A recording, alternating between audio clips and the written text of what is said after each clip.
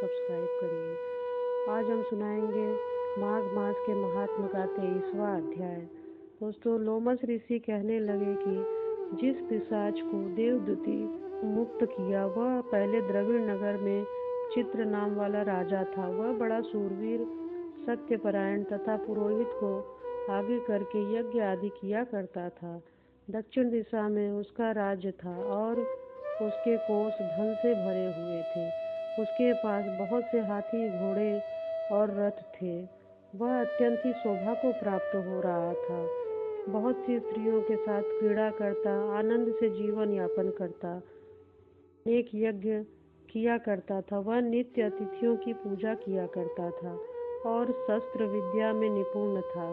ब्रह्मा, विष्णु, महेश तथा सूर्य की पूजा सदैव किया करता था।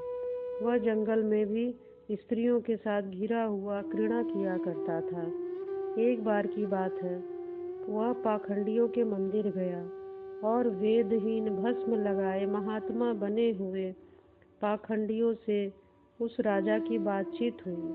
पाखंडियों ने कहा कि हे राजन, शैव धर्म की महिमा सुनो। इस धर्म के प्रभाव से मनुष्य पापों को काटकर मुक्त हो जाता है। सब वर्णों में शैव मत ही मुक्ति देने वाला है। शिव की आज्ञा के बिना दान, यज्ञ, तपों से कुछ नहीं बनता है।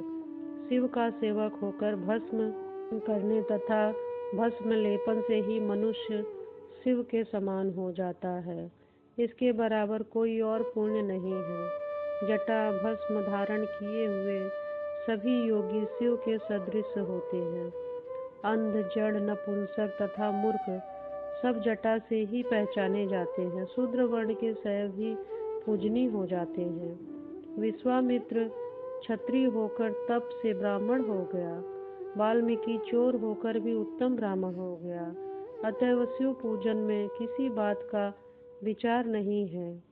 तप से ही ब्रह्मत्व प्राप्त होता है, जन्म से नहीं। इस कारण शैव का दर्शन उत्तम होता है तथा शिव के सिवाय दूसरे देवता का पूजन नहीं करना चाहिए। शिव तपस्वी को विष्णु का त्याग करना चाहिए।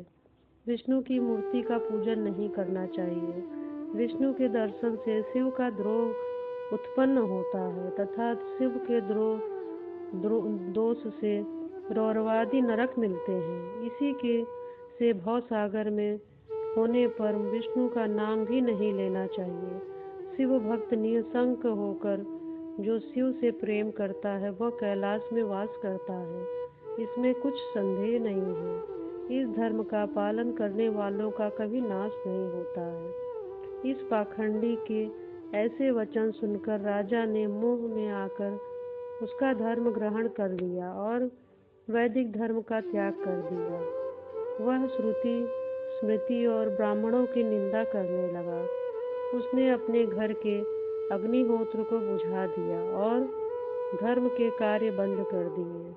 विष्णु की निंदा और वैष्णव के से द्वेष करने लगा और बोला, कहाँ विष्णु और कहाँ देखा जाता है, कहाँ रहता है, किसने देखा है। और जो लोग नारायण का भजन करते उनको वो अथाह दुख देता।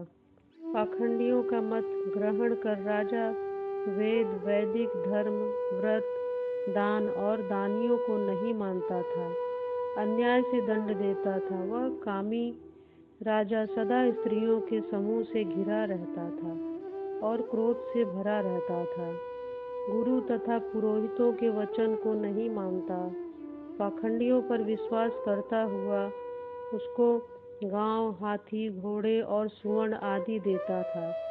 उनके सब कार्य करता, भस्म धारण करता और मस्तक पर जटा रखता था। और जो कोई विष्णु का नाम लेता उसको वह मृत्यु दंड देता था। यह ढिंढोरा उसने पिटवा दिया था। उसके भय से ब्राह्मणों तथा वैष्णवों ने उस देश को छोड़ दिया और दूसरे देश में जाकर रहने लगे। सारे देशवासी केवल नदी के जल पे ही जीते थे। जीविका से दुखी होकर वृक्ष आदि नहीं लगाते थे, ना ही खेती बाड़ी करते थे। प्रजा अन्न के अभाव में दुखी रहने लगी। उनका जीवन यापन करना कठिन हो गया। आचार विचार की अग्नि क्रिया सब छूट गई। काल के पश्चात उस राजा की भी मृत्यु हो गई और वैदिक रीति से उसकी क्रिया भी नहीं हो पाई। वह यमदूत से अनेक प्रकार के दुख उठाता, कहीं लोहे की कीलों पर चलना पड़ता तो कहीं जलते अंगारों पर चलना पड़ता, जहाँ सूर्य अति तीव्र था और ना तो कोई छाया का वृक्ष था। कहीं लोहे के डंडे से पीटा जाता तो कहीं बड़े बड़े दांतों वाले भेड़ियों और कुत्तों से काटा जाता। इस प्रकार दूसरे पापियों का हाहाकार सुनता हुआ वह राजा यमलोक में पहुंचा। तो जैसा कि हम जानते हैं कि जो धर्म कर्म हम करते हैं वह हमें भवसागर से तारने में सहायता होते हैं। इसीलिए हमें वृक्ष लगाना चाहिए। दान धर्म कल्याणकारी चीज़ें जो हम करते हैं अपने जीवन में वह हमें नरक की यातनाओं से मुक्ति दिलाते हैं। ये सुनते हैं माघ मास के महात्म का 24वां अध्याय। 24वें अध्याय में लोमस जी कहने लगे कि वह राजा पहले तो तामिस्र नामी नरक में गया और फिर अंध तामिस्र नरक में गया, जहाँ पर अति दुखों को प्राप्त करता हुआ फिर महारौरव, फिर कालसूत्री नामक नरक में गया, फिर मूर्छा को प्राप्त हो गया, मूर्छा से चेतना आने पर तापन और संप्राप्तम नामक नरक में गया। अनेक दुखों को भोगता हुआ वह प्रताप नाम के नरक में गया। तब काकोल, कुडपल, पूर्व मृतिका, लोह शंकु, मृजिप आदि नरकों से होता हुआ असिपत्र वन में पहुंच गया।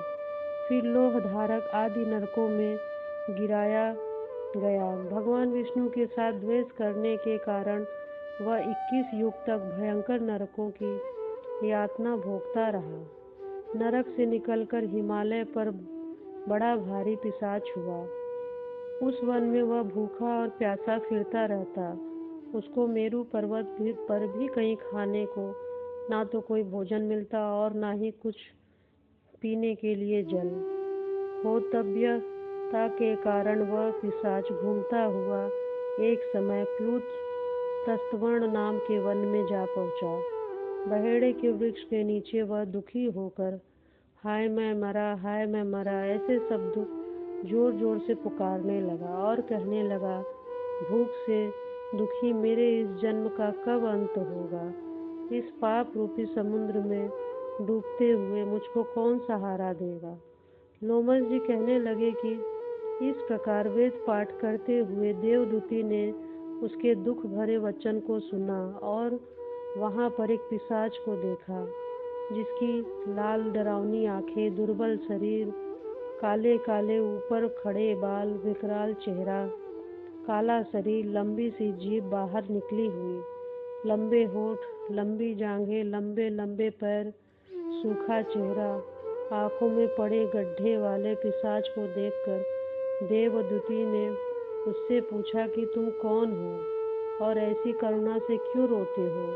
तुम्हारी यह दशा कैसे हुई है और तुम्हारा मैं क्या उपकार कर सकता हूँ। देवदूती पूछने लगे, तुम्हारी यह दशा कैसे हुई, मैं क्या उपकार कर सकता हूँ। मेरे आश्रम पर आ जाने से कोई प्राणी दुखी नहीं रहता है और वैष्णव लोक का तो कहना ही क्या, वो हमेशा आनंद में रहते हैं।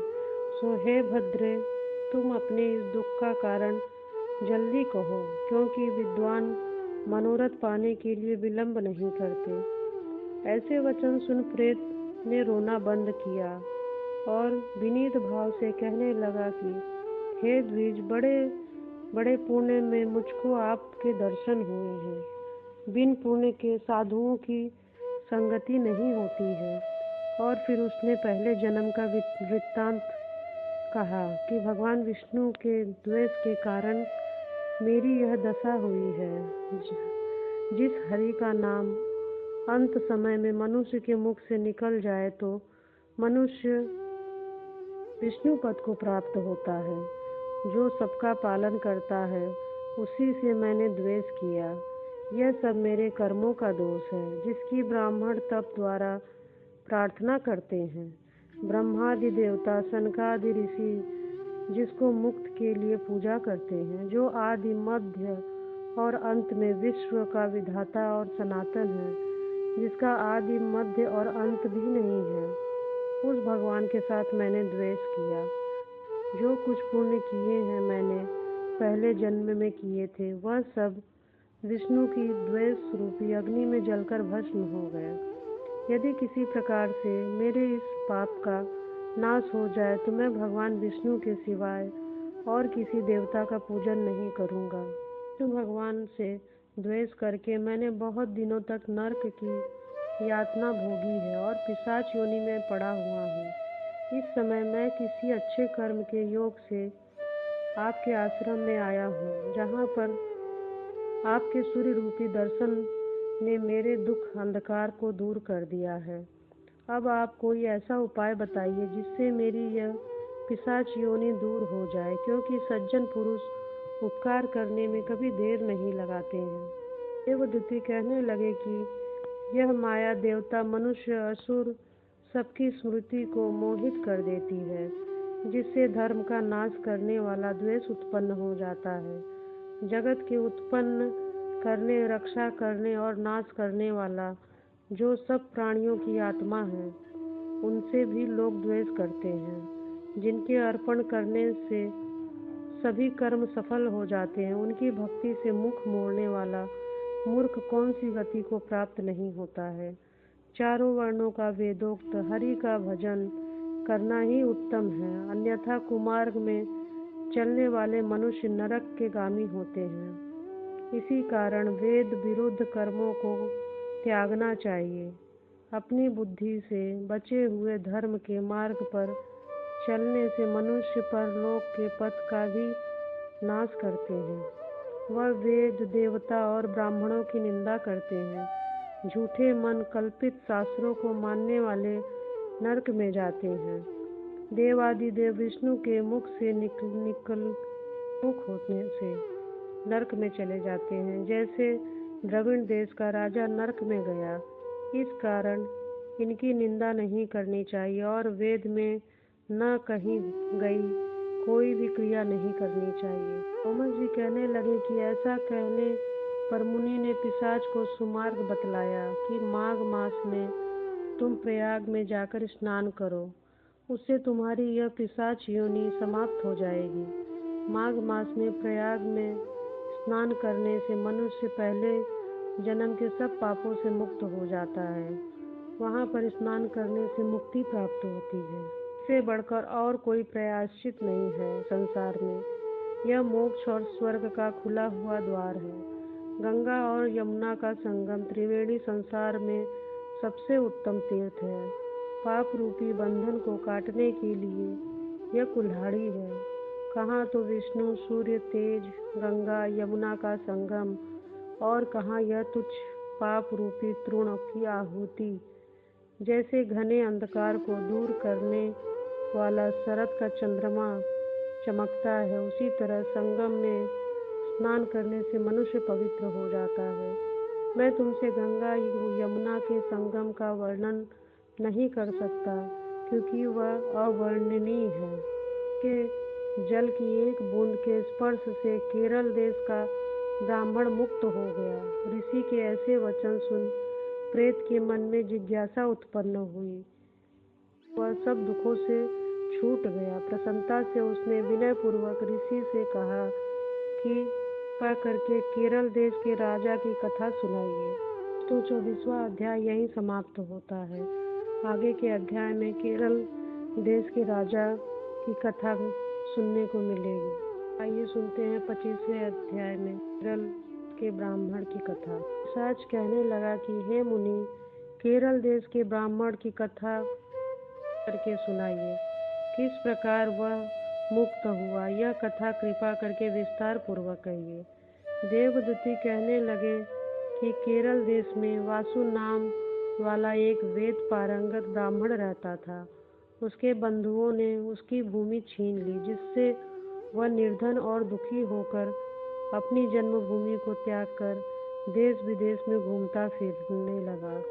किसी व्याधि से ग्रस्त होकर उसकी मृत्यु हो गई और उसका कोई बांधव नहीं था।